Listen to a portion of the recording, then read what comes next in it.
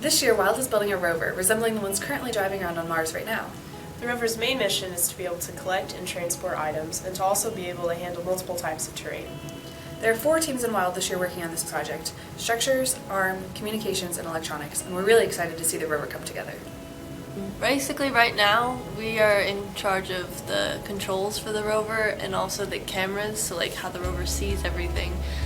So for the cameras we have a GoPro and 4 web cameras that need to be mounted along the rover. We also have a Pixie camera, which is a color sensing camera, which we will program to be able to sense like green, red, any kind of color.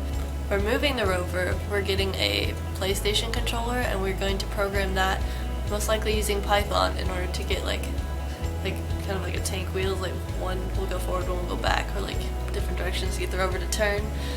We're also working with the programming team to help them program our controllers with the rest of the parts. We are using a Raspberry Pi as our main microcontroller, and we are trying to program it to control the cameras for remote control, the motors for drive control, and the servos for arm control. The structures team is basically in charge of the whole structure of the rover, minus the autonomous arm.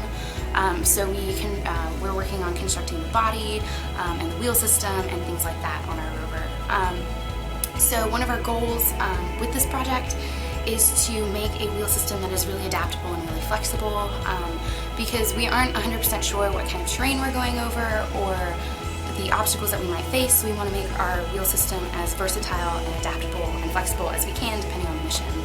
So the main requirements of the arm and our goal when we went into this project was to be able to build an arm attachment that we could attach onto the base of our robot, and then use that arm to view around our robot, to pick up certain rocks, be able to know which rocks we're picking up, and to deposit them into our robot to take back for sampling.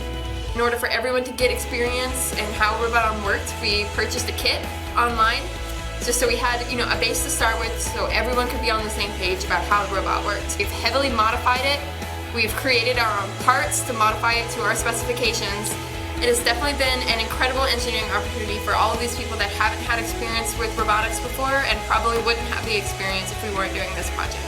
Thanks to all our corporate partners, this project wouldn't be possible without you. None of our members would get to have awesome opportunities like this without your